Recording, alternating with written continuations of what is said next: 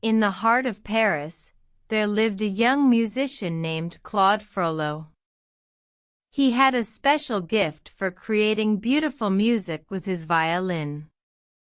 Every night, he would play his violin under the moonlight, and his melodies floated through the quiet streets.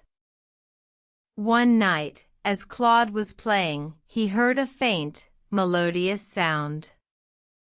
It was a voice, soft and sweet, singing a song he had never heard before. Curious, Claude followed the melody, and he found a tiny bird, perched on a branch, singing its heart out. Claude was amazed. He had never heard such a beautiful song. He wanted to meet the bird and learn its song. So, he approached the bird, but it flew away, leaving Claude with a sense of longing. The next day, Claude decided to find the bird again. He walked through the streets of Paris, playing his violin, hoping the bird would return. And as he played, he met a girl, Isabella, who was lost. She was crying, and her heart was filled with sadness. Claude stopped playing and asked her why she was crying. Isabella told him that she had lost her mother and couldn't find her way home. Claude felt a pang in his heart, and he knew he had to help. With Isabella following him, Claude continued to play his violin, hoping the bird would return. And as they walked, they heard the same melodious sound they had heard the night before. The bird was nearby. The bird perched on Isabella's shoulder, and she was overjoyed.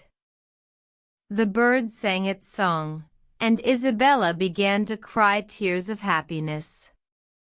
Claude realized that the bird had been guiding her all along. Claude asked the bird, "Can you help me learn your song?" The bird nodded and sang its melody to Claude. He listened carefully, and when the song was over, he played it back on his violin. It was perfect.